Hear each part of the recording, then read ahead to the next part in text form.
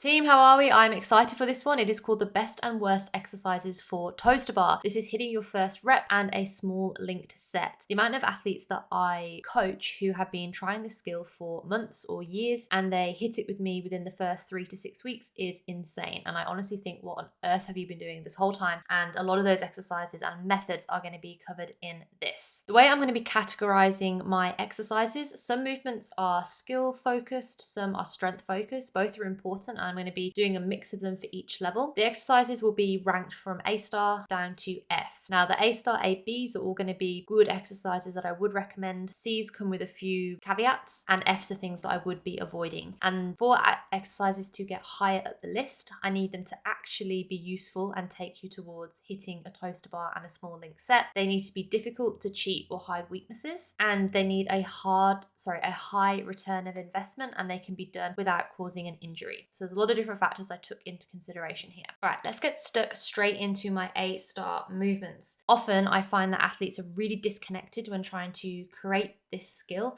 and they don't have appropriate tension from the tip of their toes down to their feet. Everything needs to work together for your toaster bar, and the best way to build this base is starting from arch rocks and hollow rocks. Toaster bar, kipping pull-ups, any rig-based gymnastics moves between an arch position and a hollow position. So spending time to build strength in these two movements on the floor is a perfect way to start building up this skill.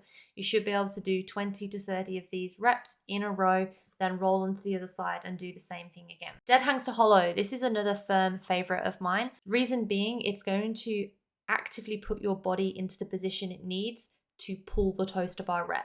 Athletes are pretty good at the arch, but moving back behind the rig and getting enough distance and power in order to get their legs high enough to touch the bar is a big issue. With this dead hang to hollow, you're going to be actively pushing down on the rig, engaging your core and lats and moving as far behind as possible. When you're placing your box on the floor, make sure that it is directly underneath the rig. That is important, otherwise you're not going to be in the correct position when you move behind it.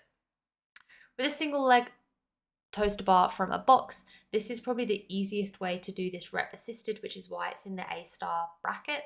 This movement in particular is fairly easy to get right early on. It shouldn't take too many weeks to build it up, but it's really good at gaining the correct rhythm for the skill, teaching your body how far you have to move behind the rig and how much push down you need in order to be at the correct distance so your foot can go up and touch.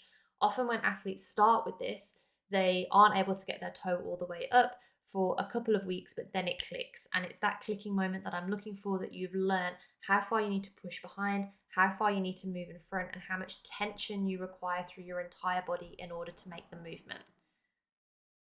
This is what the movement looks like. You add a little bit of a jump onto the box so you can get your leg all the way up. And this is really, really good at transferring into a toaster bar rep. Moving on to my A star movements.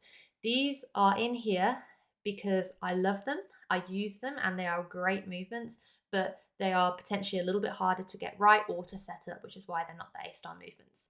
This low banded toaster bar is actually my number one. I find that this has the best translation, and as soon as athletes crack this drill, within the next 7 to 14 days, they've got the movement down packed. With this low banded rep, you want to attach the band at calf height when you're hanging behind the rig and use a thin band. And getting that set up right is really important, but because it is a bit more faffy than just getting out of box, that's why it's in the A bracket, not the A star bracket. You need to have a decent kip swing and a good knees to chest for this to work. I would actually start this with half reps and get the rhythm correct here and then progress to full reps. Because it is an assisted movement, you should be able to do 5 to 10 linked reps of these. I'll just show you with your feet going all the way up. And if you can do 5 to 10 reps here, getting 2 to 3 without the band is going to be really simple. Leg lifts, another great movement for gaining core strength, hip flexor strength, and they have an upper body element as well as you're holding yourself up on the bars. Really good movement to add in as an assist to the drills. It's a good strength piece. And then finally, our active hang. This is good because it's going to teach you how to properly engage through your lats and your core at the same time. Andy in a second is going to do this in 3 parts, where first of all, he engages and turns his lats on by pulling down on the bar and creating a gap by his neck. Then he applies downward and forward pressure, so he moves back behind the bar, which is where we need to be for your toaster bar. And finally, he lifts his legs. Once he's in that position, that's the active hang that we're going to hold. So he pulls down, then back, and then lifts, and that's the position that we're looking to hold. All brilliant movements. Now we're into level B. I love these movements again, and I use them, but they're definitely things to assist. They're accessories that can aid the A and A star movements. These in isolation are not going to get you to a toaster bar, but they will help when paired with the correct other movements. This single leg floor drill is good because, again, you're going to get that feeling of the toe touching the bar. You're also going to get the right timing of how far you need to pull down on the bar. So it's got a lot of good transfers, but because it's on the floor and not hanging, that's why it's in the B bracket and not higher up. It's fairly easy to set up, it's fairly easy to do, and you get some good timing benefits from this one. Toaster BVC, this is definitely more of a core-based accessory. It's a bit more useful than just doing a regular V-sit or a GHD sit-up because you're actually trying to still target toes towards the bar. Sometimes I coach athletes that are actually getting far enough back and they've got enough strength and they've got a good rhythm, but because they haven't cued where their legs are in space, they actually can't get a toaster bar connection. Sometimes their toes go too high, sometimes their toes go underneath and go through, and this is great for getting that awareness of where your legs are in space. So you've got a V-sit version where you're making a toe connection, and then you also have a leg lift version. Again, making a toe connection. That's the really important part. It looks simple when you watch it, but if you actually try and do this, you'll probably miss the first few times. So it does take a little bit of practice. Moving on to C movements. These, again, I do use with caveats. Some of these are good to support the other movements. Some of them are okay if done really well, but in practice, they're not actually done how I would prescribe them. A GHD sit-up, for example, this is a great core movement and it's really good to transfer for your toaster bar because it has a strong hip flexor drive. For you to be able to sit up in a GHD sit-up, you have a big pull from your core and a big extension through your hips, which both translate brilliantly to toaster bar. However, it's definitely a strength accessory to help support your toaster bar. You being able to do 100 GHD sit-ups doesn't necessarily mean you can hang on the bar and do a rep. So whilst I love GHD sit-ups and they're definitely in my programs, this alone is not going to get you there, which is why it's down in the C bracket. Also, some athletes do struggle with lower back issues in GHD sit-ups, but they can still do a toaster bar okay. So it's a bit of a good movement sometimes when used correctly. Toaster target. If everybody did toaster target progressively and correctly, I'd have this in much higher up. For a toaster target to get higher up in the brackets, which never really happens, is you need a consistent and progressive target that starts off at a certain height and each week gets a little bit higher until the athlete can touch the bar. Just coming in, scaling a movement and always doing toes to target and having your legs swinging up to a mystery distance in front of you isn't actually going to be progressive at all.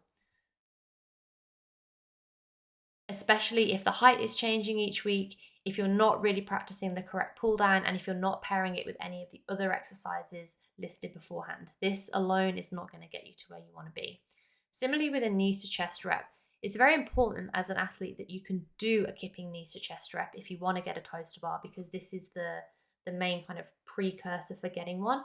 But once you can do a knees to chest, I'm not doing them again. A better exercise would be knees to elbows, where instead of just pulling the knees into the chest, you actually drive them up higher and you curl your body up more. You're aiming for your knee to come into your elbow socket, which is actually a really good position to then flick your feet and hit the bar. So whilst this movement is important to be able to do, so it's not useless, doing knees to chest reps forever and ever is not going to get you to a toaster bar. I would be changing that to a knees to elbow and then trying to gradually add in the flick so you get your toaster bar rep. All right, exciting stuff. We're now on our F movements. Movements that I don't think are useful for you and they're overused. And these are the movements which athletes are doing when they come to me for years and they can't actually do any reps. We change it, we use the movements that I've spoken about in this presentation and we get a lot further. Jump to one. I do get my athletes to do this for 1 week only. As soon as they are successful with hitting a jump to one rep, we have a big celebration because we've hit our first toaster bar, and then every single attempt thereafter is a jump to 1.5. Getting your first rep of a toaster bar is 50% of the battle. getting your second rep is an equal 50% of the battle. Athletes can often get their legs up like this for one, but they really struggle to get enough momentum or rhythm to get rep 2. And it's because they haven't practiced continuing the movement into a kip swing early enough. So as soon as you can get your legs up for 1 rep, you need to be adding on an additional kip swing where you at least bring your legs up to halfway on the second rep. It's really tricky to do, but it's important that you do it. Otherwise, you're never going to turn 1 to 2, 2 to 5, and 5 to 10. Ab mat sit-ups, possibly one of the most useless core exercises I think that was ever prescribed. It's used a lot in CrossFit because it has a clear start and end point, so it's easy to be judged. I don't have an issue with these in Metcons as an exercise, but as a strength movement to support a gymnastics skill, I think they are pretty useless. If you don't know what an ab mat sit-up looks like, it is a version of a sit-up where you throw your arms forwards and use a heap of momentum from your upper body, which in no way really translates to a toaster bar. And finally, hanging knee raises. How many people, when they cannot do a toaster bar in a workout, jump up onto the bar and lift their knees up and down as fast as physically possible? Again, there is no real translation here other than the fact that you are hanging on a bar because we don't have a decent pullback. We're not properly using your hips or your core. It's just generally a lot of momentum and not a lot of good. So to summarize, here are the movements that I have listed. The ones right at the top, the A star and the A's, these, you could pretty much just do those 6 movements and I'd be pretty confident that you would get there. B and C are good exercises to support the movements above, and F's are things that I would be avoiding altogether or using them very carefully indeed. All of these skills are what I have been using over the last 5 years to help teach athletes get toaster bar, and I have taught literally hundreds of athletes to get this skill from all corners of the globe.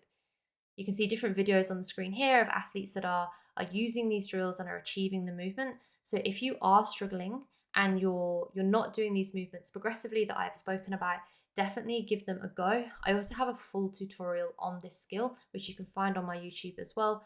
And you can always message me at any point on Instagram. I'll pop on my handle in a second, but it's coach_Briscoe. If you ever need help with this movement and you're feeling stuck, you don't need to be. It is a movement that you can achieve. And if you need more help getting there, then you can just message me and let me know.